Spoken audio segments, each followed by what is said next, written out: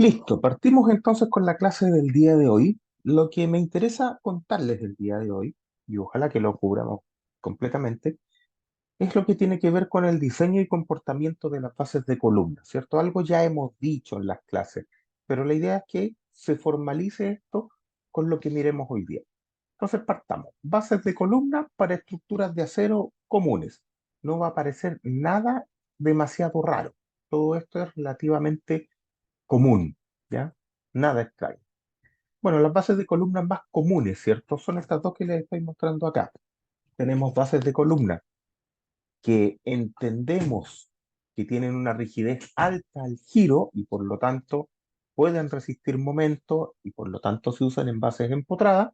Y tenemos otras bases que se dice que tienen una rigidez al giro más baja y por lo tanto no se les asigna un comportamiento momento. ¿Dónde se ocupa cada una? ¿Cierto? En los marcos de momento ocupamos estas bases, ¿cierto? Para que tengan una resistencia, como les decía, a momento al ser conectada a través de los pernos de anclaje contra el pedestal.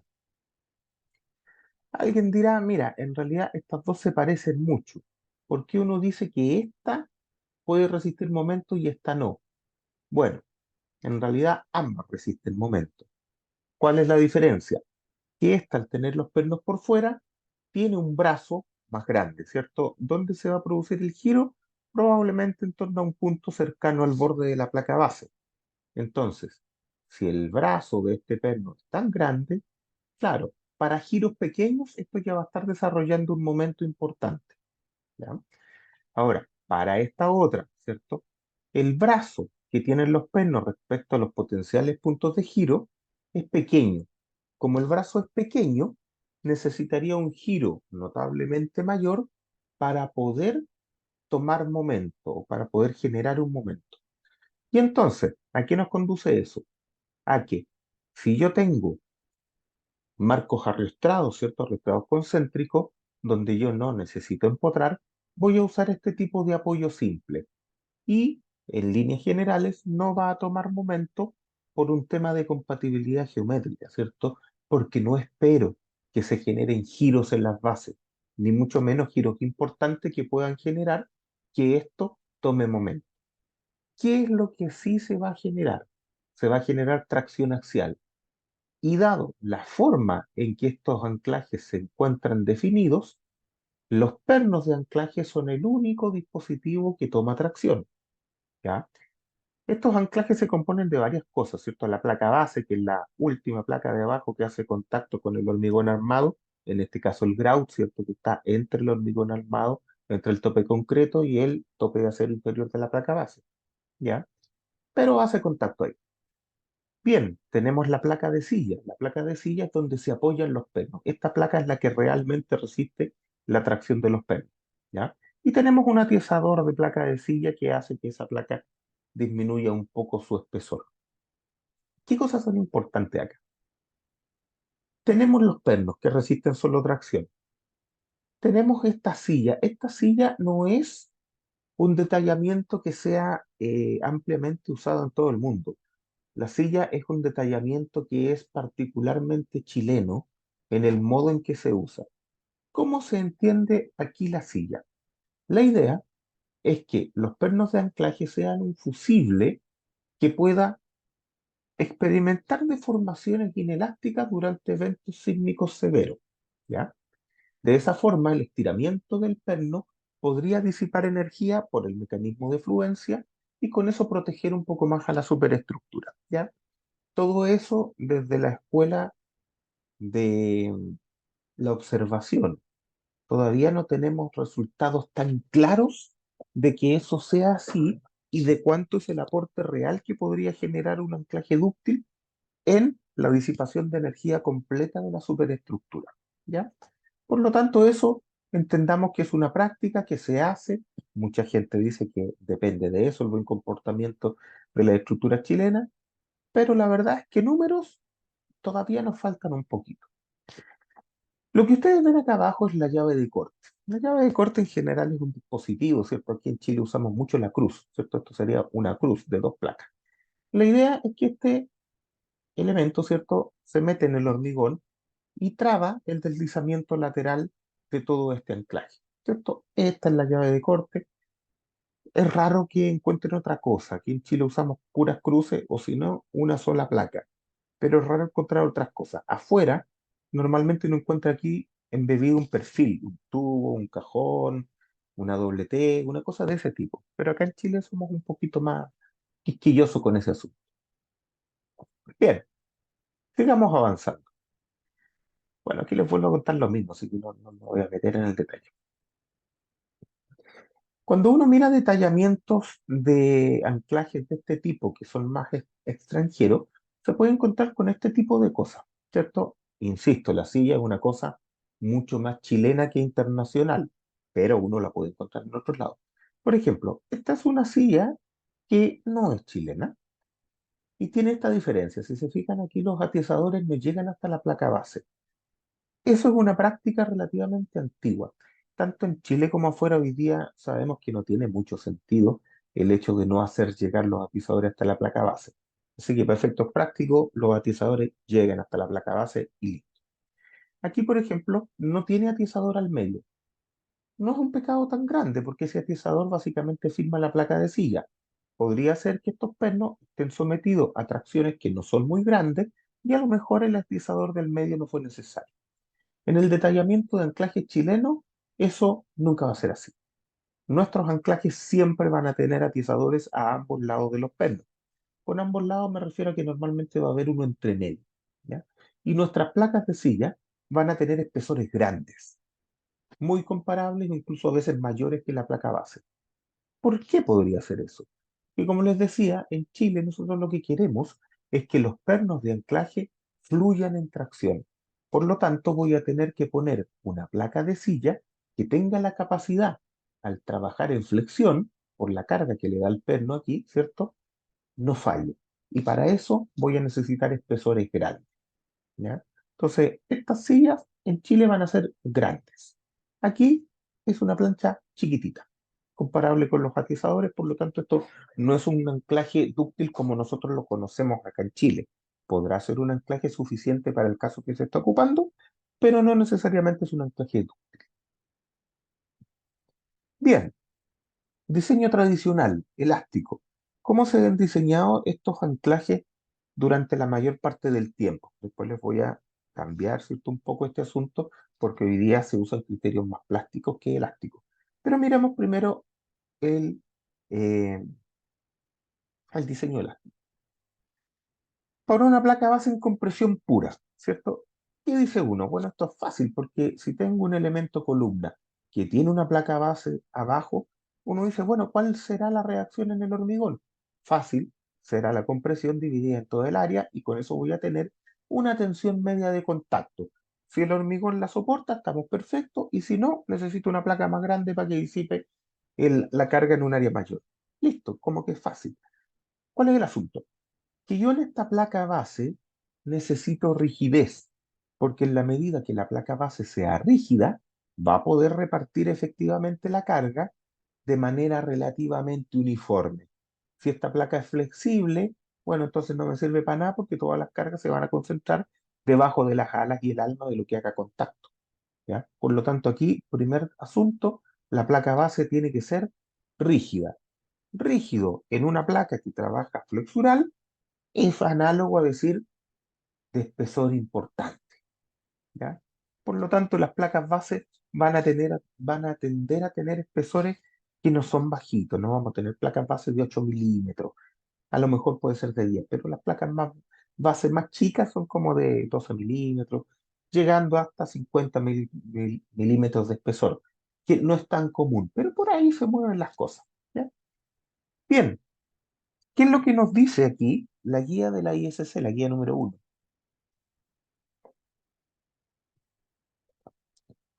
La guía número uno de la ISC, que se dedica a diseñar bases de columna, tiene varias sugerencias. Por ejemplo, dice, ya, yo voy a asumir que mi placa base es suficientemente rígida para poder generar una presión suficientemente uniforme en el hormigón. Perfecto. Pero después tengo que diseñar la placa base. ¿Cuál es el diseño de la placa base? Fácil. Dice, bueno, aquí tengo un voladito, ¿cierto? Y el volado tiene un tamaño M hacia acá.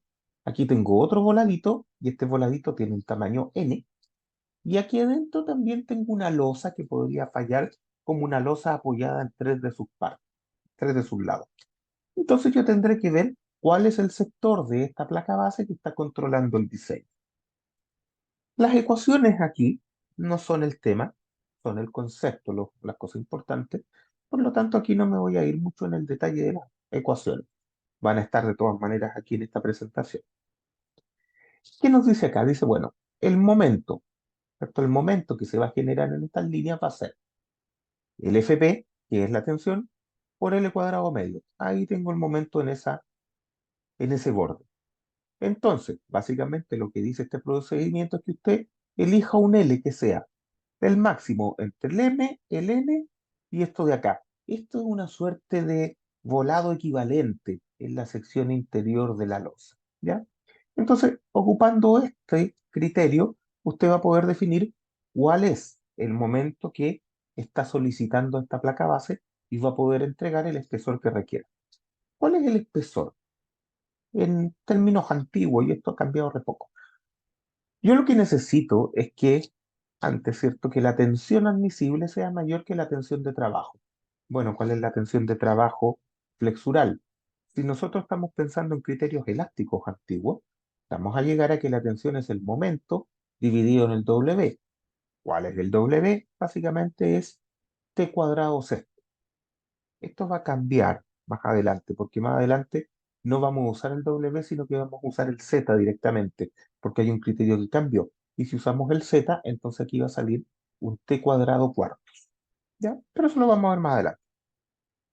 En todos los casos, el espesor entonces va a salir del momento en la placa, ¿cierto? Evaluando con la tensión admisible. La tensión admisible, ¿cierto? Aquí a veces puede ser poco clara, ¿ya? Antes, cuando teníamos tensiones admisibles como criterio de diseño, llegaba a números del orden del 75% de la afluencia. Eso hoy día es mucho más transparente porque tenemos los factores omega directamente para aplicar el ASB. ¿Ya? Sigamos avanzando. Una placa base en tracción aquí con dos pernos de anclaje. Sin silla, ¿cierto? Porque como la silla es una cosa relativamente chilena, cuando uno busca esto en bibliografía internacional, tiende a no aparecer mucho la silla, ¿no?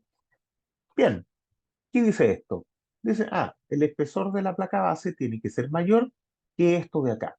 ¿Qué nos está diciendo esto de acá? Bueno, depende del tamaño de la placa, ¿cierto? Y de la columna, cuánto sale. Bien, pero también nos da otra regla que es muy importante. Cuando yo tengo pernos en tracción, la el ancho colaborante que yo puedo considerar para que se disipe el momento no es todo el ancho. ¿A qué me refiero con eso? Por ejemplo, si yo quiero evaluar el espesor que requiere esta línea, a lo mejor uno podría decir, mira, ¿cuáles son las cargas? Es la tracción de ese perno más la tracción de ese perno. O sea, son dos por la distancia a la línea que se hace momento. Ahí tengo el momento, ¿cierto? La carga por el brazo, listo. Pero después para diseñar la placa yo necesito tener el momento unitario, el momento por unidad de ancho, ¿ya? Toneladas centímetros por centímetro. ¿Ya? Entonces aquí uno podría pensar, oye, entonces si el momento total es 2T por L, acá, yo tengo que dividir en todo este B para tener el ancho total y así voy a tener una suerte de evaluador de el momento unitario. Bueno, pues no. Lo que nos dice esto es que tenemos que tener cuidado con los momentos locales. Y esta regla, que es súper importante para todo lo que tenga pernos en tracción, porque todo perno en tracción significa una placa en flexión, nos está diciendo, mira, por simplicidad, yo lo que digo es que el ancho en que puedo repartir el momento no es más que el doble de esta distancia. O sea, el momento será T por L. Y el momento unitario será T por L dividido en 2L. O sea, el momento es T medios.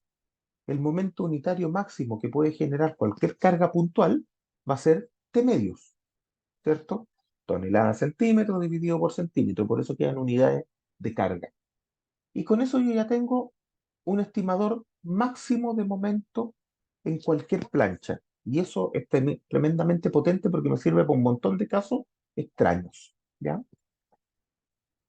Por ejemplo, si yo pongo mis pernos, ¿cierto?, de anclaje de esta manera, yo puedo aquí resolver la losa, puedo resolver esta cosa de mil maneras distintas, maneras que pueden ser relativamente complicadas, pero lo que yo sí sé es que el máximo del momento unitario va a ser T medios. Entonces basta con conocer la carga en los pernos y yo digo, mira, el momento máximo va a ser T medio. Si con eso me sale una plancha, no sé, de 25 milímetros, yo la dejo, no me complico más. El poner una placa base de mayor espesor no le va a cambiar el presupuesto del proyecto, pero el poner una placa base de menos espesor del necesario le puede cambiar el desempeño de la estructura. Por lo tanto, no es el punto para hacer economías medias extrañas. Entonces, si no me sale una placa demasiado grande con estos criterios conservadores, me quedo con esa y estamos todos contentos. Si usted quiere complicarse, ¿cierto? Y en vez de la placa de 25 puede llegar quiere poner una 22, puede hacer todo el análisis que quiera. No se justifican, pero lo puede hacer, ¿ya? Un empotramiento. ¿Cómo se resolvían los empotramientos antes? Porque hoy día se hacen de una manera bastante más fácil. Teniendo, ¿cierto?, el anclaje, se presuponía que el anclaje era relativamente rígido frente al hormigón y a los pernos. Entonces, ¿qué se hacía? Se tomaba el equilibrio, ¿cierto? Asumiendo que el hormigón iba a desarrollar una distribución de tensiones lineal, como la que se muestra acá. Hoy día se sabe que esto no es muy cierto. Pero ok, como esta es una solución elástica, se suponía que esto era así. Entonces se decía, mira, hay un largo de compresiones acá, compresiones con variación lineal, que es x seno. Y eso tiene que estar consistente con la tracción que se genera acá, ¿ya? Evidentemente, la compresión y la tracción dependen del momento y la compresión que tiene el anclaje, ¿ya?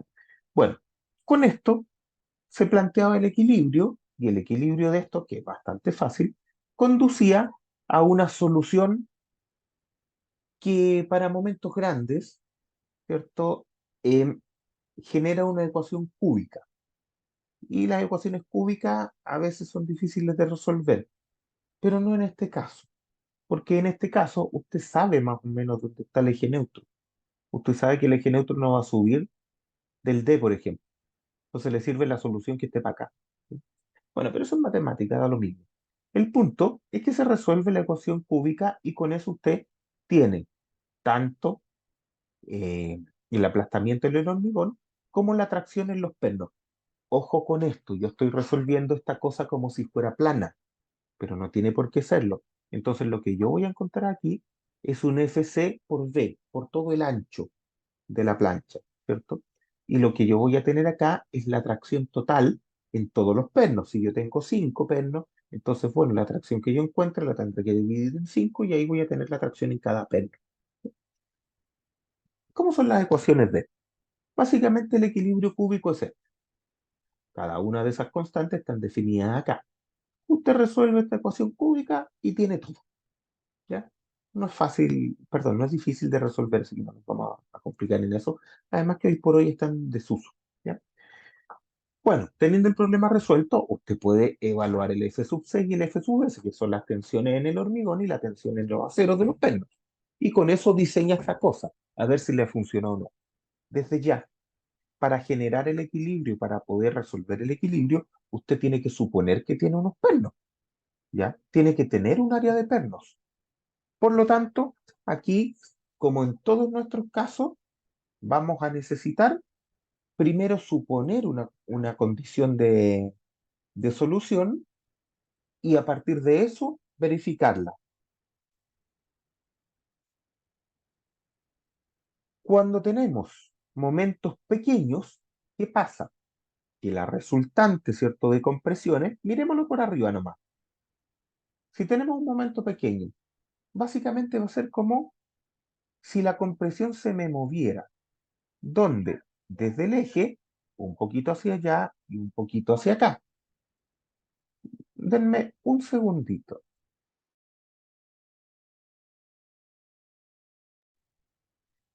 Listo. Si yo tuviera entonces un momento pequeño, ¿cuál sería la excentricidad de la compresión? Bueno, fácil, pues el momento dividido en el P. Listo, es fácil.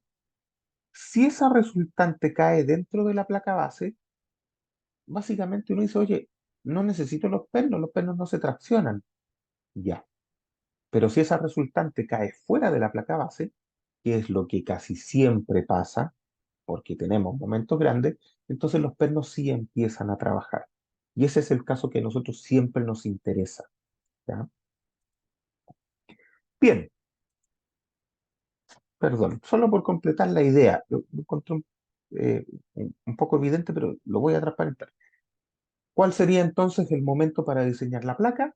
Fácil. Si uno tiene aquí la distribución de tensiones en el hormigón, simplemente calcula el momento máximo aquí en este voladizo y va a tener cuál es el espesor que requiere esa placa base. ¿Cierto? Bastante fácil, no nos vamos a complicar mucho con eso. Las losas.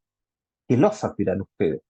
Bueno, las losas son las partes de la placa base. Recuerden que esta placa base está seccionada en varias lositas, tanto por el ala y el alma del perfil que llega de la columna, como de los potenciales atiesadores que aparecen. Entonces van a aparecer losas, ¿cierto? Aquí yo les estoy mostrando simplemente un tipo de losa. Por ejemplo, esta es una losa que está apoyada acá, empotrada acá y libre acá. Y aquí hay una tabla, ¿cierto?, que define cuáles son los momentos máximos que se van a generar en esta losa cuando yo tenga una carga uniformemente distribuida transversal a esa losa. ¿Ya? Se pueden usar estas tablitas de acá, pero vamos a ver más adelante que hay mejores formas de evaluar esto. ¿Ya? Normalmente el espesor de estas losas, que será la forma en que yo calculo la placa base o será la forma en que yo calculo la placa de silla, ¿cierto? Van a ser maneras simplificadas de hacer el cálculo, porque a mí no me interesa poner la plancha que tenga el menor espesor posible. A mí me interesa poner una placa con la que yo esté seguro que no voy a tener fallas en el futuro. O sea, imagínese, ¿cómo va a reparar usted una placa base? ¿Se la va a sacar al perfil y va a poner otra? Un deseo, ¿cierto? Es difícil reforzar una placa base. Lo más sano es ponerla un poco más segura desde el principio. ¿Bien? Bueno, usted puede buscarse todas las formas raras y en los libros va a encontrar un montón de cosas de evaluar losas. ¿Ya? La silla. ¿Cómo se diseña? La placa de silla. Antiguamente se diseñaba así. Se asumía que yo puedo idealizar la placa de silla, esta placa que está encima de los atizadores, como si fuera una viga apoyada en los atizadores. Entonces teníamos esta situación. Decían, bueno, si tengo dos pernos y tengo tres atizadores, entonces el momento en la placa de silla será, aquí está, ¿cierto? 0,156, ¿cierto? Por la carga, ¿cierto? Esto es unitario. Y con eso tengo el momento en toda la silla. Y para tener el momento por unidad de ancho, bueno, lo tendré que dividir en el ancho de la silla. Esta era la manera con la que se podía diseñar la placa de silla, asimilándolo por una viga. También es la forma en que se podían diseñar los atizadores, porque esto me entrega la carga en atizador. ¿Ya? Esto hoy por hoy también está relativamente en desuso, ¿ya? Pero tradicionalmente se usaba y se aceptaba. Hoy por hoy, si usted usa esto, también va a ser aceptable. Simplemente que hoy día tenemos cosas un poco mejores. ¿Qué dice acá? Dice, si P es la carga en el perno, el momento en la placa, ¿cierto? Tiende a 0,18 P, ¿ya? Dependiendo de un montón de cosas, pero tiende a 0,18 P. Con eso usted puede directamente resolver la placa de sí. Y la compresión en el atizador tiende a 1,4 P. ¿Ya? Por lo tanto, si usted se lleva estos dos valores, podría sin ningún problema diseñar el atizador y la placa de silla de una manera bastante razonable. ¿Ya? Cosas más complejas, ¿cierto? Por ejemplo, si usted no quiere aproximar la silla por una viga equivalente, puede considerar la placa. Y aquí, ¿cierto? Yo le doy otra vez unas tablas para que pueda considerar dónde están los momentos máximos en las dos direcciones y con eso usted pueda dimensionar su placa de silla. ¿Cierto? Aquí usted considera de manera explícita la perforación y también los lados de la placa. Puede hacerlo así también, ¿ya? Más adelante yo les voy a sugerir unas ecuaciones que me parece que son un poco mejor, pero esto básicamente es tratar a la placa como placa. Y listo. Ojo con el asunto de la perforación. Muchas veces se desprecia el tamaño de la perforación en estos cálculos. No es buena idea despreciar ese tamaño de la perforación. La perforación es relativamente grande que en comparación con las dimensiones de esto. Para que se hagan una idea, el L y el V es del orden de 4 veces la perforación, más o menos. Por lo tanto, lo que yo saco de perforación acá es del orden del 25% del ancho de estas placas. Entonces, eso es bastante, ¿ya? Entonces, vale la pena. Bien, no me voy a parar en esto, no, no vale mucho la pena. El grado de nivelación. El grado de nivelación que nosotros ponemos bajo las placas base siempre tiene, siempre trae preguntas desde el punto de vista de cómo decido yo el espesor, la calidad, todas esas cosas. Bien, yo aquí les pongo una ecuación que viene, ¿cierto?, del ACI destinado a el grout. Pero hay algo que hay que entender desde antes, y es que el grout, ¿cierto? Yo lo quiero para rellenar todos los espacios que quedan debajo de la placa base.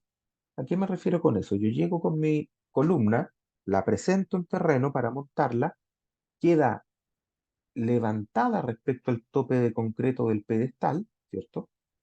Con lainas, con tuercas, con lo que usted quiera. Y queda un espacio, ¿ya? Y ese espacio debe ser rellenado. ¿Con qué se rellena? Con grout. Entonces, ¿qué es lo que necesito yo? Necesito que el grout pueda fluir y escurrir bajo la placa base, rellenar la casilla que yo tenía para que entrara la llave de corte, ¿cierto? Y tiene que ser suficientemente bueno para que cubra todo el tope de acero inferior de la placa base, de manera que esa placa base quede 100% apoyada en el grout. ¿Cómo logro eso? Eso lo logro con un grout fluido y con control de retracción, ¿cierto? Pues si usted pone un grout que no tenga control de retracción, simplemente por retracción hidráulica se va a despegar de la placa base y la cuestión no le va a servir para nada. ¿Ya? Entonces tiene que tener algún grout que tenga unas capacidades de control de retracción bastante buenas. Hoy día lo que se ocupan son productos comerciales, ¿cierto? Cicagrout 212, 214, que ya de por sí tienen un control de la refracción hidráulica muy bueno y también una buena fluidez. ¿Cuál es el asunto? Que por muy fluido que sea su grout, si tiene que escurrir un tramo muy grande, quizás no lo haga o quizás vaya dejando huecos. Si tiene que escurrir un tramo corto, probablemente va a poder hacerlo. Entonces, con esta lógica, ¿cierto? Si yo voy a meter el grout por los lados de mi placa base, es distinto si yo tengo una placa base de 40 por 40 centímetros que si yo tengo una placa base de 1 metro por 1 metro. En la placa de 40 centímetros el grout va a escurrir 20 centímetros, en la de 1 metro va a escurrir 50 centímetros. Por eso que necesito darle un mayor espesor a un grout que va a instalarse debajo de una placa base grande, ¿ya? Para que pueda escurrir de mejor manera. La única función del grout es apoyar bien a la placa base. Y si no puede rellenar el espacio que queda entre el pedestal y la placa, entonces no me sirve para nada. En general, ¿cierto? Una de las características del grout es que también tiene al menos la misma resistencia que el hormigón del pedestal. Eso también es algo que no resulta importante en el 90% de los casos, solo en algunos casos muy extraños e importantes, porque los grout de comerciales, ¿cierto? Predosificados, en general tienen más resistencia que los hormigones típicos que usamos. Por lo tanto, verificar que el grout tenga la misma resistencia o más que el hormigón, en general no es necesario, ¿ya? Pero ojo con eso. El grout mínimo que usamos es de 25 milímetros, 1 pulgada, y en general El máximo que usamos es de 50 milímetros. La placa base es muy grande. No es común detallar grout de 30 milímetros, 40 milímetros, perdón, 35, 38. Normalmente uno se pasa de 25 a 35 y a 50. No, no se mueve entre medio, no, no es común. ¿Ya? Anclaje al hormigón. Una de las cosas que más nos cuesta, y aquí pongan harta atención porque esto es un problema grande, es, tenemos los pernos en tracción. Perfecto. Definimos los pernos de acuerdo a las solicitaciones, ¿cierto? Como lo vimos hace un par de diapositivas. Pero después de definido el perno, yo ahora lo que necesito es agarrarlo del hormigón. Y sepan ustedes que el hormigón en tracción funciona muy mal. Por eso le ponemos bajo. Entonces, este es un problema que es difícil de resolver, pero se puede facilitar. La teoría antigua, ¿cierto? Nos decía, mire, usted tiene una tracción acá, ya. Y este pernito se va a salir más o menos con un cono de falla. Un cono que tiene como 45 grados, que es redondito y que tiene la punta en la cabeza del perno. Ya. Y entonces, ¿cuál es la resistencia a la extracción de este sólido de falla? Bueno, decía la teoría, tengo que evaluar la superficie proyectada de este sólido de falla en un plano perpendicular a la carga que está sacando. Entonces, básicamente esto va a ser la base de este código. En este caso es re fácil, pero para que se hagan una idea, es la proyección en un plano perpendicular a la línea de acción de la fuerza de la superficie de falla. En este caso, es la base del código. Listo. Ya, y en esa área se va a ejecutar una tensión de tracción admisible. Y con eso es fácil, porque digo la tensión de tracción por el área y tengo cuánto aguanta. Listo, es re fácil. ¿Cuál es el problema? Que esto yo lo quiero evaluar en pedestales. Y en pedestales no están los pernos así de a uno y separados. No, los pedestales tienen los pernos todos juntos. Por lo tanto, todos estos sólidos de falla se empiezan a montar unos con otros y empiezan a interferir. Eso es una molestia desde el punto de vista del cálculo. Además, como les comentaba hace un rato, lo que a mí me va a importar en los anclajes dúctiles no es anclar la fuerza con la que diseñé el perno. Lo que me va a interesar es que una vez que yo elegí el perno, tengo que anclar la fuerza que es capaz de desarrollar el perno. Es distinto, porque yo quiero que fluya en tracción, ¿ya? Entonces, ojo con eso. Si yo por a veces motivo decidí usar un perno más grande del que la carga me exigía, después lo voy a tener que pagar acá porque voy a tener que anclar un perno más grande. Entonces, cuidado con esas cosas. Bueno, las cargas de tracción en los pernos por lo general son muy grandes, sobre todo si voy directamente a hacerlo fluir. Con eso, usted puede hacer todos los cálculos que quiera, pero va a converger siempre a que el hormigón no tiene la capacidad de tolerar estos pernos. No puede agarrar los pernos con la resistencia del hormigón, ¿ya? Lo que es un problema, ¿ya? Entonces, ¿qué hago? Bueno, normalmente lo que hacemos es traspasar la carga que el perno va a desarrollar directamente a las barras de refuerzo que tenga el pedestal. Esa es la forma en que resolvemos en la realidad. Y por eso que no me quiero quedar demasiado pegado en cómo calculamos la resistencia en tracción del hormigón. Consejo, no la calcule, vaya directo y agarre sus pernos con las barras del pedestal. Mire, yo les puedo decir que en 20 años creo que 3 pedestales han aguantado las cargas de los pernos y igual tomé la carga con la faja. Entonces, la verdad, no creo que valga la pena. Un caso muy extraño podría ser en que los pernos no tengan tracción. Alguien dirá, bueno, y si no tienen tracción, ¿para qué le ponéis pernos? Bueno, de repente, ¿cierto? Aparecen elementos muy secundarios en que uno le pone dos pernos en la base, ¿cierto? Y no tiene ninguna carga. Y bueno, ¿y cuánto un potro los pernos si no tienen carga? Bueno, aquí les dejo algunas recomendaciones, ¿cierto? Se habla del orden de 12 diámetros para dejarlo suficientemente embebido. podría ser menos, pero en realidad no tiene sentido. Vale la pena empurrar los pesos. Cosa bien importante, una regla para separar los pernos, porque básicamente en placas base nosotros nos quedan los pernos bien juntos. Los pernos no deben estar más cerca que 4 diámetros entre ejes. Por eso le decía que el tamaño de la silla es más o menos 4 diámetros del perno, ¿ya? Entonces, ojo, los pernos no pueden estar más juntos que 4 diámetros. Pueden estar más separados, pero en problemas de pedestales, normalmente a nosotros nos interesa poner la cantidad de pernos que nos dio relativamente juntito, para que no me salga el pedestal más grande, ¿ya? Entonces, me tiende a importar cuál es la distancia mínima entre pernos, ¿ya? Entre ejes de pernos, usar 4 diámetros como mínimo y redondear para arriba, ¿cierto? Pernos trabajando en corte. Esta teoría antigua también sirve para eso. El hecho de que los sólidos de falla sean conitos, y eso cambió hoy en día, pero les quiero mostrar esto porque esto es muy fácil de entenderlo. El hecho de que sean conitos me lleva para el mismo lado. Si yo ahora tengo un perno que está trabajando en corte, bueno, fácil, pues. ¿Cuál es el sólido de desprendimiento?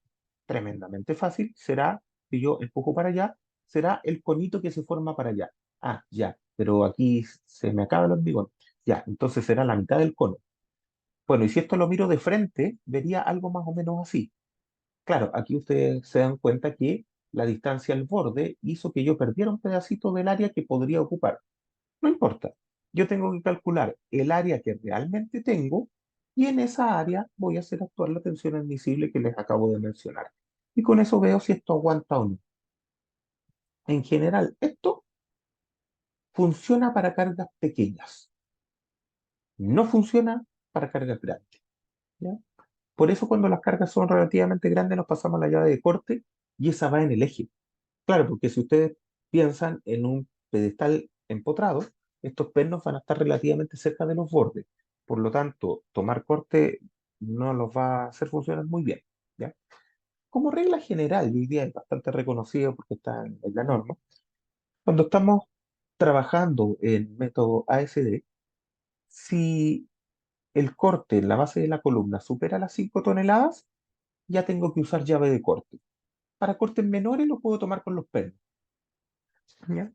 O sea, básicamente cuando el corte es súper chico y no le importa a nadie, lo toma con los pernos. Si el corte ya tiene algún nivel relativamente importante, lo toma con la llave de corte y este problema no existe, ¿ya? Bien, llaves de corte.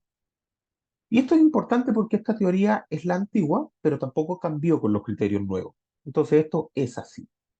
Vamos a donde esta cuestión sirve. La llave de corte yo la pongo debajo de bases de columna en pedestales. Por lo tanto, ahí es donde me interesa evaluar esto. ¿Cómo dicen los códigos que funciona esto? Dicen, a ver, usted tiene una llave de corte embebida. Primero, para efectos de la llave de corte o de la evaluación del aplastamiento en el hormigón de la llave de corte, el grout no va a traspasar carga, ¿ya? O sea, usted cuando diga ese corte, lo tengo que primero probar en toda el área donde está aplastando esta placa, donde esta placa aplasta el hormigón. ¿Cuál será esa área? Bueno, será como la altura de la llave menos el grout por el ancho de la llave, ¿cierto? Y ahí tendré que repartir el corte y ver si el hormigón falla por aplastamiento. Bueno, spoiler, ¿no? Nunca falla por aplastamiento. No es problema, no es el tema, ¿ya? Lo que es problema es el desprendimiento potencial de este sólido de arrancamiento. Si esta cosa empuja para allá, entonces, ¿cuál es el potencial sólido de desprendimiento? Este que se forma aquí. Desde la base de la llave, acá, yo lanzo un ángulo de 45 grados que define un plano, y también desde los lados de la llave de corte, yo lanzo un plano a 45 grados, ¿cierto? Que en este caso chocó con el vertical y en este caso chocó con lo horizontal. No importa. Lo que yo necesito es definir este potencial sólido de extracción. Eso es lo que me interesa. Y aquí queda plenamente definido. ¿Qué es lo que hago después? Lo mismo que le había dicho recién. Veo, ¿para dónde va la fuerza? Para allá.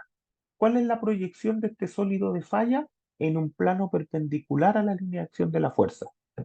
Bueno, es re fácil porque el ancho total del pedestal por esta altura. Bueno, y en esa área tendrá que actuar la tensión admisible en tracción. Hay gente que es bien quisquillosa y dice, no, pero en el área de la llave de corte, esa la tengo que descontar. Y sí, pero si la descuenta no le quita mucho a esta área. Entonces no hace mucho la diferencia. En estricto rigor sí, tiene que quitársela, pero numéricamente no cambia. Claro, aquí usted, cierto, como buen entendedor, se dará cuenta que si estas cosas llegan al pedestal, por ejemplo, si esta cosa está mucho más afuera y estas líneas llegan acá, bueno, el sólido quedará más chico. Pero usted tiene que calcular simplemente el área. Es muy fácil esto, ¿ya? Esto, ¿funciona o no funciona? Es bastante común. A diferencia de los pernos en tracción, es bastante común que el sólido de desprendimiento lateral sí tenga resistencia como para no desprenderse con los cortes de trabajo, ¿ya? Es bastante común que este sólido tenga resistencia suficiente. Si no la tiene, que también es común, ¿ya? O sea, puede que tenga, puede que no. Si no la tiene, entonces lo que yo tengo que hacer es bastante parecido a la solución que les decía de agarrar los pernos con las barras del pedestal. Aquí voy a tener que empezar a cruzar barras. ¿Qué son las barras? En general, las barras de confinamiento del pedestal, los estribos. Y con esas barras horizontales voy a coser estas grietas. Siempre se trata de coser grietas. Y voy a impedir que este sólido de desprendimiento salga volando para el lado. Esa es la manera de resolver el problema, ¿ya? Las ecuaciones para resolver eso son súper simples, pero lo que quiero es que ustedes se queden con el concepto de por qué las cosas fallan o por qué podrían fallar. Es lo único importante. Condiciones de diseño, esas me las voy a saltar para que las lean ustedes después.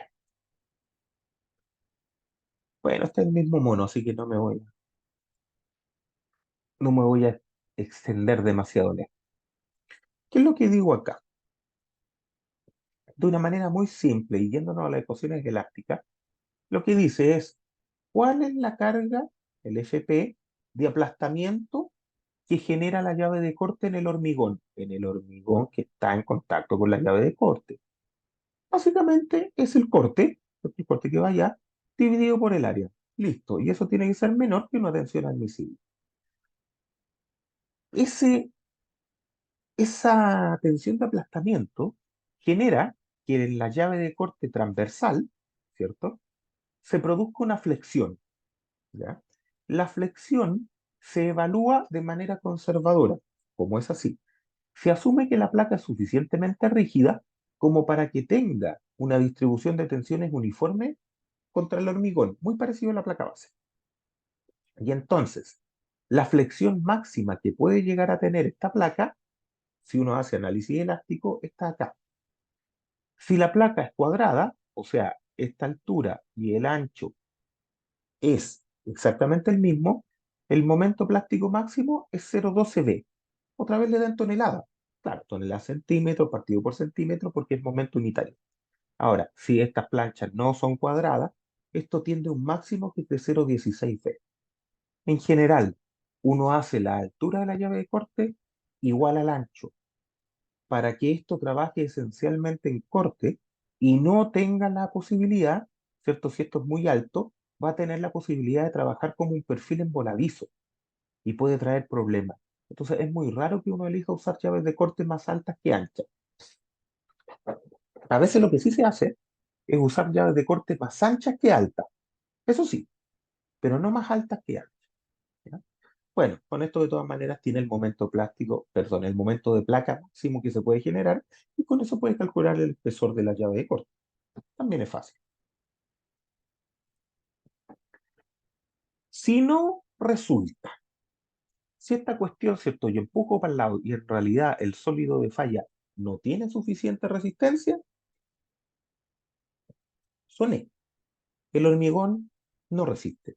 Y entonces le voy a tener que asignar toda la responsabilidad a las barras que cruzan las potenciales grietas. ¿Ya? Fíjese, aquí hay un montón de estribos que están dibujados acá arriba y todos esos estribos van cruzando esta grieta, que es la que yo quiero coser. Entonces, ¿qué es lo que tengo que fijarme? Todas las barras que se alcanzan a desarrollar a ambos lados de la grieta son efectivas. Por ejemplo, aquí hay las barras. Acá arriba, por ejemplo, yo diría, a ver, esta barra probablemente sí, ¿cierto? Porque ahí se debe, ya. Entonces, todas esas barras que están acá, probablemente abajo hay más barras, pero no alcanzan a tener el desarrollo dentro del sólido de falla, ¿cierto? Todas esas barras pueden servir. Ahora los miro en planta, y en planta quizás las barras más lejanas no alcanzan. Fíjese que esta tiene una longitud de desarrollo muy pequeña. A lo mejor esta barra no me sirve y la tengo que descartar. Pero aquí hay otra, y aquí hay otra. Ya, todas las barras que entran en el sólido de falla, bueno, en realidad es a los dos lados de la grieta, ¿cierto?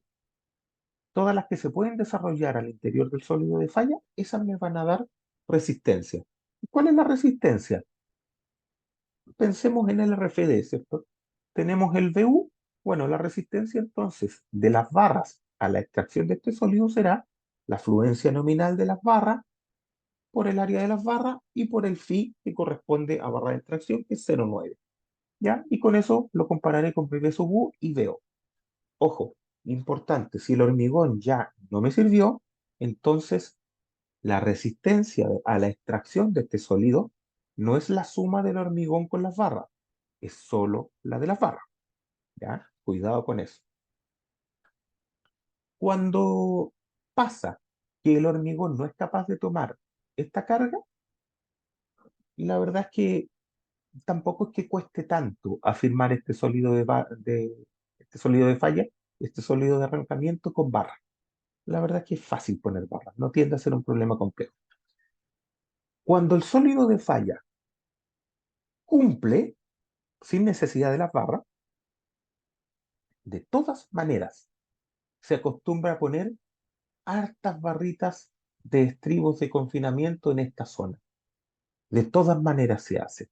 Los primeros estribos se ponen, no sé, por un juego de tres juegos de estribos a 5 centímetros, después se separan quizás un poco a 10, y ya más abajo, cuando estamos fuera de la zona singular, los podemos separar a como estamos acostumbrados, como lo ven haber visto en el curso de hormigón armado, así como a 20 centímetros, 30 centímetros, ya, pero eso es para zonas suficientemente lejos de zonas singulares, y toda esta es una zona singular, ¿cierto? Aquí Navier no existe, todas esas hipótesis no corren porque es una zona donde estoy traspasando esfuerzos de manera concentrada. Entonces, toda esta zona es una zona singular. ¿Cuánto es más o menos? Más o menos una altura igual al tamaño del pedestal. Toda esta zona es más o menos una zona singular. Y ahí tengo que tener mucho cuidado. ¿Ya? Seguimos avanzando. Diseño por capacidad en el hormigón armado. ¿Qué es lo que voy a necesitar yo? Cuando necesito decir los pernos de anclaje deben ser anclados a capacidad, que es algo que necesito decir de manera súper común, me voy a preguntar, bueno, ¿y cuál es la capacidad? Bueno, si estoy diseñando en LRFD, esto es fácil, porque es la fluencia esperada del perno, perdón, la fluencia del perno por el área. Listo. El tema es que estas cargas salen grandes. Voy a avanzar un poquito. Les cuento este concepto y paramos. Como yo les decía, si tengo cargas que son muy grandes en tracción, y esto es más o menos indiferente si es un anclaje de tracción pura o un anclaje de momento, es parecido. ¿Qué hago? Digo, ok, mi perno está tirando y mi sólido de falla no es capaz de resistir la carga que yo necesito traspasar por ese perno o la capacidad del perno. ¿Qué hago? Lo que tengo que hacer es que las barras del pedestal que se alcanzan a desarrollar dentro de este sólido de desprendimiento van a poder tomar esta carga vertical. Pero ojo, para eso yo voy a tener que tomar las barras que están a una cierta distancia.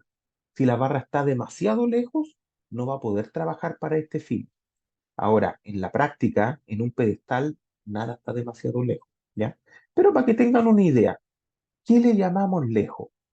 Una distancia del orden de un tercio o un medio del empotramiento de este perno, ¿cierto? Eso es más o menos cerca. Entonces las barras que están como a un tercio o un medio del empotramiento del perno van a ser las que trabajan para esto. Fíjense en un detalle. Si lo que yo necesito es desarrollar barras, la verdad es que la posibilidad de movilizar las barras no depende de la barra, depende del perno. Claro, si yo quiero movilizar acá una barra chiquitita de 10 milímetros, bueno, la desarrollo en tracción de esa barra es 30 centímetros. Bueno, entonces a lo mejor empotrando el perno 40 centímetros, yo ya estoy desarrollándola. Pero si tengo una barra de 25, a lo mejor el desarrollo de esa barra son 50 centímetros. Entonces, para poder movilizarla, yo voy a tener que empotrar el perno unos 60 centímetros para que alcance a agarrar esa barra y se desarrolle dentro del sólido. ¿Se fijan? Entonces, cuidado con eso. Cuando yo quiero movilizar las barras, voy a necesitar encontrar más el perno, pero no para que crezca el sólido de falla, porque el hormigón ya no me dio. Lo que estoy buscando es que las barras se vayan a desarrollar adentro de ese sólido de desprendimiento. Cuando tengo tracción pura, esto es fácil, ¿cierto? Porque básicamente todo el pedestal se moviliza y todas las barras que atraviesan la grieta van a funcionar. Pero no es lo que yo tengo comúnmente. Este problema se genera mucho en empotramiento, donde en un lado tengo tracción y en el otro tengo compresión. En el lado comprimido no me importa. En el lado traccionado sí me importa. ¿Y qué hacemos? Si tiramos aquí nuestro sólido de falla, nos vamos a dar cuenta que casi siempre las barras que están en esta cara van a trabajar contra estos pernos y las barras que están en la otra cara van a trabajar con estos pernos cuando el momento vaya para el otro lado, ¿ya? No se usa tomar barras que estén por acá para trabajar con los pernos de acá. Se ocupan las barras más cercanas, que son las que están en esta cara, ¿ya? Que trabajan con esos pernos. No sé, podrían ser 5 pernos trabajando con, no sé, 7 barras. Da lo mismo, pero ahí es donde se genera el equilibrio, ¿ya? Bien, vamos a parar por 10 minutos y volvemos.